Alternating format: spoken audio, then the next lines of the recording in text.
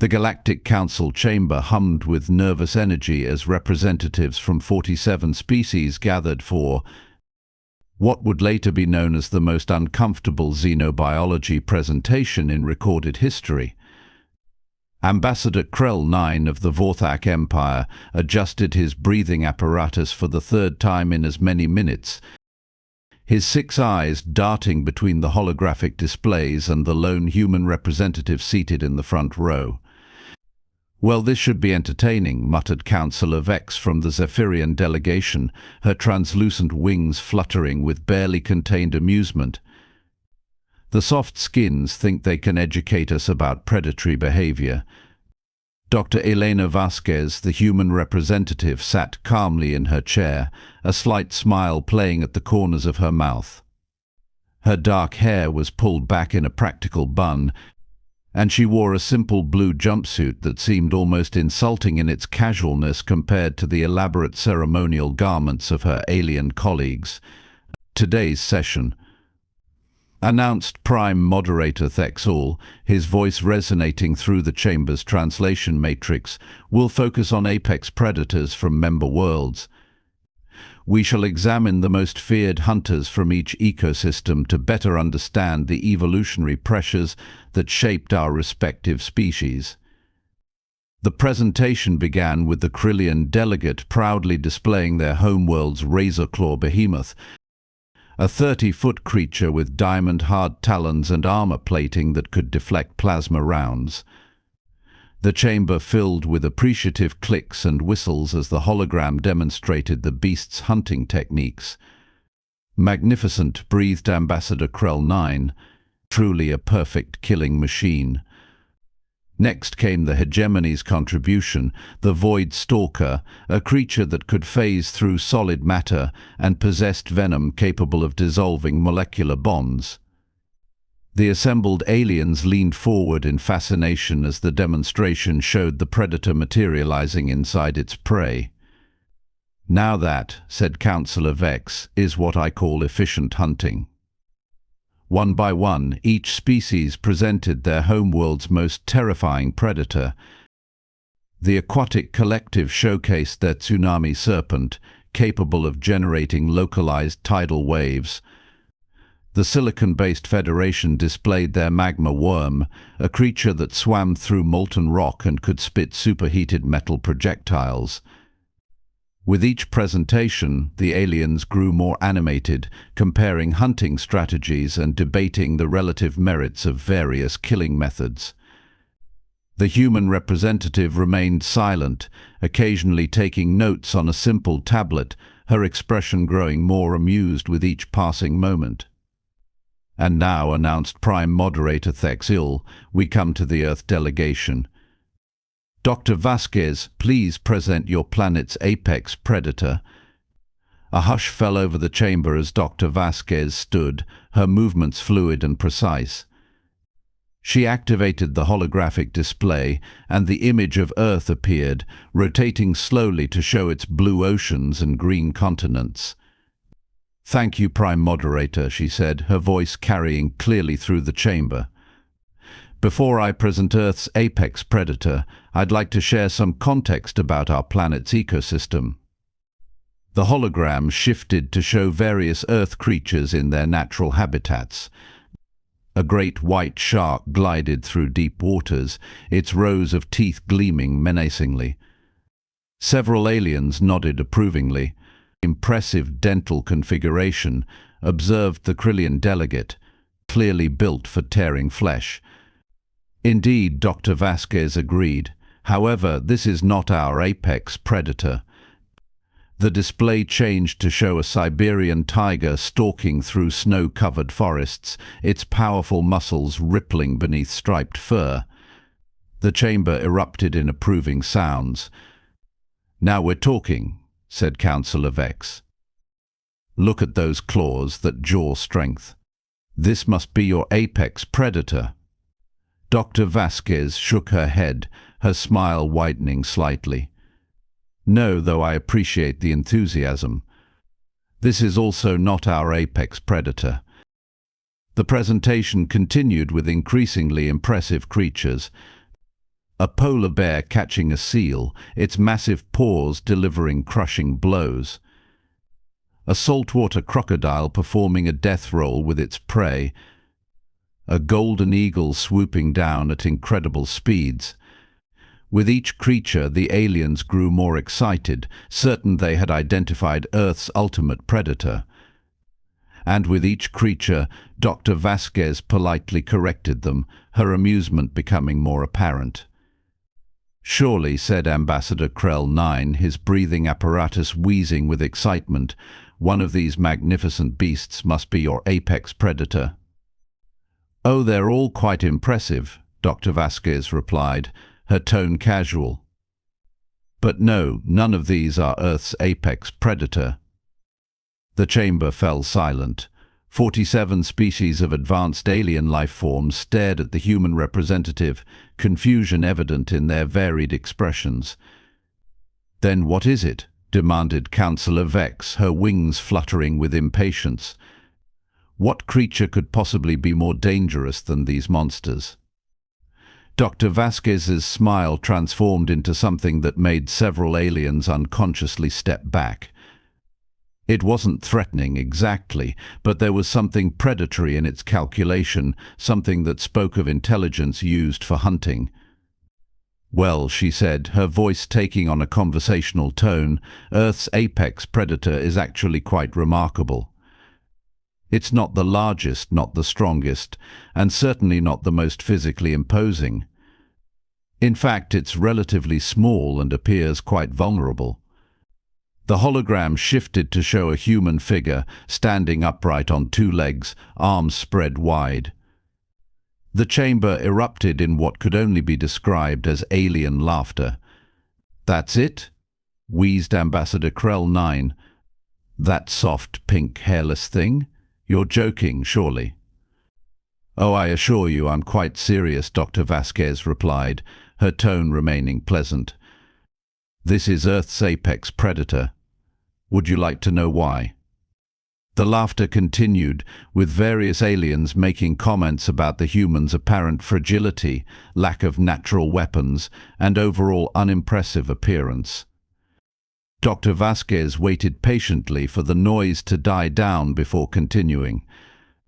"You see," she said, her voice cutting through the remaining chuckles, "Earth's apex predator doesn't rely on size or strength. It uses something far more dangerous." "What?" snorted Councillor Vex. "Those tiny teeth. Those blunt claws. What possible threat could such a creature pose?" Dr. Vasquez's smile widened. "Intelligence." The laughter died abruptly. "Allow me to explain," Dr. Vasquez continued, her tone becoming more serious. "The Earth's apex predator doesn't hunt with claws or fangs. It hunts with its mind. It creates tools, sets traps, and most importantly, it cooperates with others of its kind." The hologram shifted to show early humans crafting spears, working together to bring down a mammoth 10 times their size. The chamber watched in fascination as the primitive-looking creatures used coordination and strategy to defeat a vastly superior physical opponent. "Interesting," admitted Ambassador Krell 9, "but surely this primitive behavior is no match for the creatures we've seen today." "Oh, but this is just the beginning," Dr. Vasquez replied. "You see, Earth's apex predator has one other characteristic that makes it truly dangerous. It never stops adapting." The hologram fast-forwarded through human history, showing the development of increasingly sophisticated hunting techniques, bows and arrows, nets, domesticated hunting animals, firearms, and eventually modern technology. Notice Dr. Vasquez said how the apex predator doesn't just create tools, it continuously improves them. Each generation builds upon the knowledge of the previous one. The display showed modern humans in various environments, from Arctic researchers to deep-sea explorers, all thriving in conditions that would kill most other species. "But surely," said Councillor Vex, her voice less certain now, "this is just adaptation to environment." "Many species can do this." Can they? Dr. Vasquez asked, her tone becoming almost conversational. Can they adapt to every environment on their planet? Can they not only survive but thrive in conditions ranging from frozen wastelands to scorching deserts to the deepest ocean trenches? The chamber fell silent as the implications sank in. And that's just on their home planet, Dr. Vasquez continued. Earth's apex predator has spread beyond its original ecosystem. It has colonized space, established settlements on other worlds, and adapted to environments that never existed in its evolutionary history. The hologram showed human space stations, Mars colonies, and deep space exploration vessels. This is unsettling, admitted Ambassador Kryllian. Oh, but we're just getting started, Dr. Vasquez said, her smile returning. You see, Earth's apex predator has one more characteristic that truly sets it apart from all other predators we've discussed today. The chamber waited in tense silence. It doesn't just hunt other species, Dr. Vasquez said quietly. It hunts itself. The hologram shifted to show human warfare throughout history, from ancient battles to modern conflicts. The aliens watched in horrified fascination as humans demonstrated their ability to wage war against their own kind with increasingly sophisticated and deadly methods. "Your species fights itself?" asked Councillor Vex, her voice barely a whisper. "Constantly," Dr. Vasquez confirmed cheerfully. "For territory, resources, ideology, sometimes just because we're bored. And each conflict makes us better at it. Every war teaches us new ways to kill, new strategies to employ, new weaknesses to exploit." The chamber erupted in nervous chittering as the aliens began to understand the full implications of what they were hearing. "But surely," said Ambassador Kryllian, his breathing apparatus working overtime, "this internal conflict weakens your species." "On the contrary," Dr. Vasquez replied, "it strengthens us. Only the most adaptable, the most intelligent, the most ruthlessly efficient survive. And those survivors pass their knowledge to the next generation." The hologram showed human military technology, from simple swords to nuclear weapons to orbital bombardment platforms. "Consider this," Dr. Vasquez continued. "Every other species you've shown today has one apex predator. Earth has produced millions of them, and they've been competing against each other for hundreds of thousands of years. What do you think that selective pressure produces?" The silence in the chamber was deafening. "I think," said Councillor Vex slowly, "I'm beginning to understand why your species was so readily accepted into the Galactic Council." "Oh, that's just the beginning," Dr. Vasquez said, her tone becoming almost playful. "You see, there's one more thing about Earth's apex predator that I haven't mentioned yet." The aliens waited with growing dread. "It's persistent," Dr. Vasquez said simply. "When Earth's apex predator decides to hunt something, it doesn't give up. Ever. It will track its prey across continents, across oceans, across the void of space if necessary. It will adapt, evolve, and overcome any obstacle placed in its path." The hologram showed human persistence hunting, where early humans would literally run their prey to exhaustion over distances of hundreds of miles. "Your species can outrun faster animals by simply not stopping," asked Ambassador Kryllian. "Among other things," Dr. Vasquez confirmed, "we don't have to be faster or stronger, we just have to be more determined. We will keep coming, keep adapting, keep learning, until we achieve our goal." The chamber fell into an uncomfortable silence as the full implications of humanity's nature became clear. "So," said Councillor Vex finally, when the question was asked about Earth's apex predator. Dr. Vasquez's smile became positively predatory. "I simply raised my hand. The silence that followed was broken only by the sound of several aliens nervously adjusting their breathing apparatus. Questions? Dr. Vasquez asked cheerfully. Nobody moved. No, well then, I suppose we can move on to the next part of the presentation. Next part? Squeaked Ambassador Krell 9. Oh yes, Dr. Vasquez said, her smile widening. I haven't even gotten to the really interesting stuff yet. The aliens exchanged terrified glances as Dr. Vasquez began preparing her next set of slides, humming a cheerful tune that somehow sounded vaguely threatening in the suddenly oppressive atmosphere of the chamber.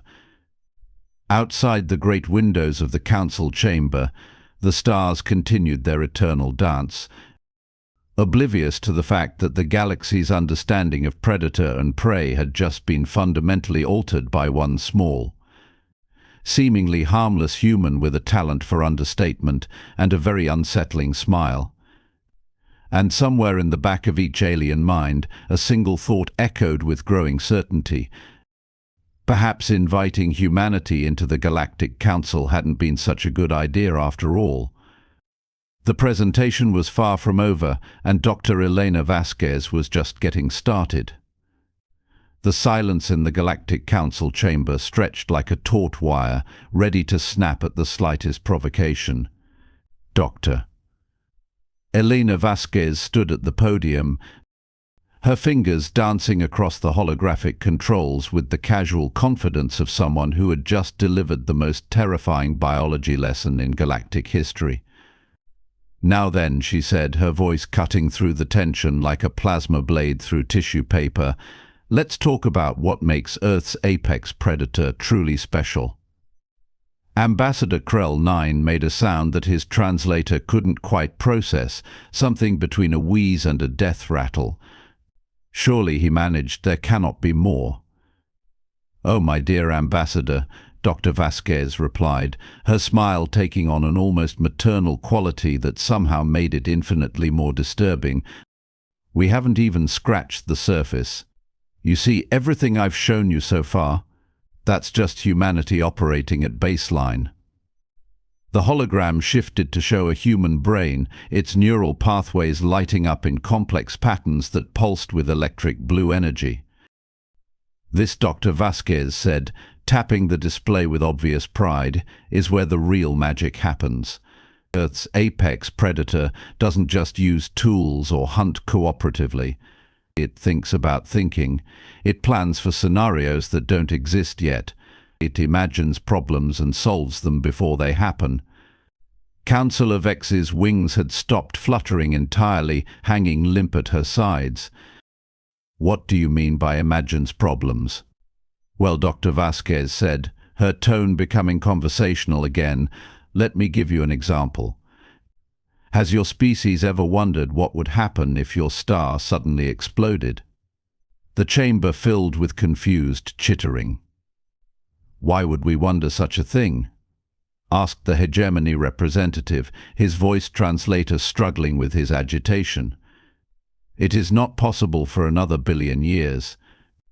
Exactly. Dr. Vasquez exclaimed, clapping her hands together with enthusiasm. You think logically, practically. Very sensible. Humans, on the other hand, think about impossible scenarios all the time. We call it what-if thinking. The hologram showed various human science fiction scenarios, generation ships, terraforming equipment, stellar engineering projects. Your species imagines the impossible. Asked Ambassador Krell 9, his breathing apparatus working overtime. Not just imagines, Dr. Vasquez corrected. We prepare for it. We design contingency plans for asteroid impacts, supervolcanic eruptions, alien invasions, zombie apocalypses, robot uprisings, time travel paradoxes, and yes, and even stellar explosions. The aliens stared at her in horrified fascination. Zombie apocalypses, whispered Councillor Vex. Oh, those are particularly fun, Dr. Vasquez said brightly. The basic premise is that some plague or virus turns humans into mindless, flesh-eating monsters. We've written thousands of stories about it, made countless films, developed detailed survival strategies, and even run military training exercises based on zombie outbreak scenarios. But, stammered the Silicon-based Federation representative, zombies are not real. No, they're not, Dr. Vasquez agreed. But by planning for impossible threats, we become better at handling real ones. A zombie outbreak plan is actually excellent preparation for any kind of pandemic, civil unrest, or breakdown of social order. The hologram shifted to show human disaster response teams, military units, and emergency services in action. You see, Dr. Vasquez continued, Earth's apex predator doesn't just react to threats. It anticipates them, prepares for them, and often prevents them entirely. We have entire government departments dedicated to thinking about things that might never happen. This is madness, muttered Ambassador Kryllian. Is it? Dr. Vasquez asked, her tone becoming sharper. Let me ask you something. How many of your species have contingency plans for first contact with hostile aliens? The chamber fell silent. None of you, I'm guessing, Dr. Vasquez said. Because why would you? You're all reasonable, logical species. You assume that other civilizations will be equally reasonable and logical. Her smile became predatory again. Humans assume the opposite. We assume that any alien species we meet will be hostile, technologically superior, and actively trying to kill us. We've been planning for alien invasion since before we even knew aliens existed. The hologram showed human military technology specifically designed for space warfare, orbital defense platforms, kinetic bombardment systems, ship-to-ship weapons. Your species, said Councillor Vex slowly, designed weapons to fight enemies you had never met. Of course, Dr. Vasquez said, we've been doing it for centuries. We designed anti-aircraft weapons before aircraft existed. We developed submarine hunting techniques before submarines were invented. We created computer viruses before computers were widespread. The aliens began to shift uncomfortably in their seats. But here's the really interesting part, Dr. Vasquez continued. Humans don't just prepare for external threats. We prepare for internal ones too.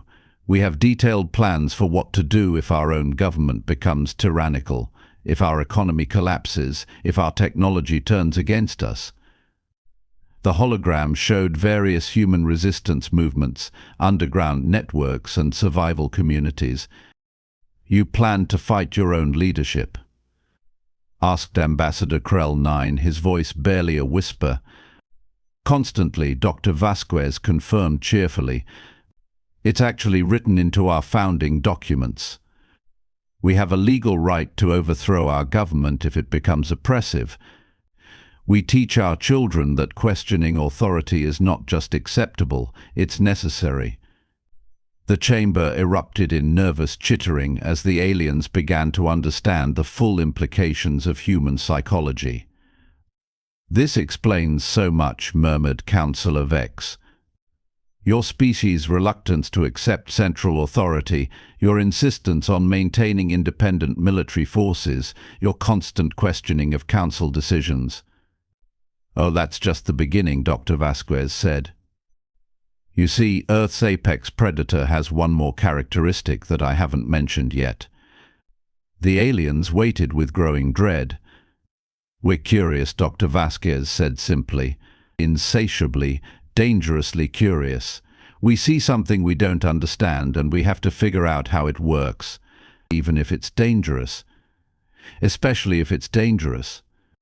The hologram showed human scientists working with deadly viruses, explosive chemicals, radioactive materials, and exotic physics experiments.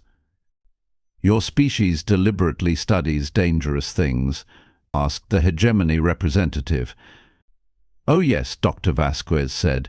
We've split the atom, created artificial black holes, genetically modified deadly diseases, and built weapons that could destroy our entire planet. All in the name of curiosity.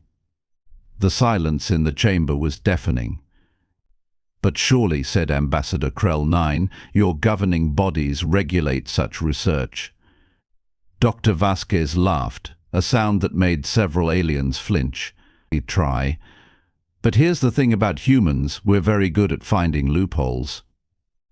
If our government bans research into dangerous weapons, we'll research them anyway and call it theoretical physics or medical research or accident prevention. The hologram showed various human research facilities, many of them hidden or disguised as something else. We've been doing this for so long, Doctor, Vasquez continued, that we've developed an entire culture around it. We call it mad science, and we make entertainment about it. We celebrate the idea of researchers who push boundaries, ignore safety protocols, and create things that probably shouldn't exist. This is terrifying, whispered Councillor Vex. It gets worse, Dr. Vasquez said cheerfully. You see, human curiosity doesn't just extend to understanding how things work. We also want to know how things break. We have entire professions dedicated to figuring out the weaknesses in systems, the flaws in designs, the vulnerabilities in defenses. The hologram showed human hackers, penetration testers, and security researchers at work. We call them white hat hackers when they're working for the good guys, Dr. Vasquez explained. But the same skills that make someone good at protecting systems also make them good at attacking them. And humans being humans, we've developed detailed knowledge about how to break into, disable, or destroy pretty much everything we've ever built. The aliens stared at her in horror. Your species, said Ambassador Krell 9, deliberately trains people to attack your own systems. How else would we know if they're secure?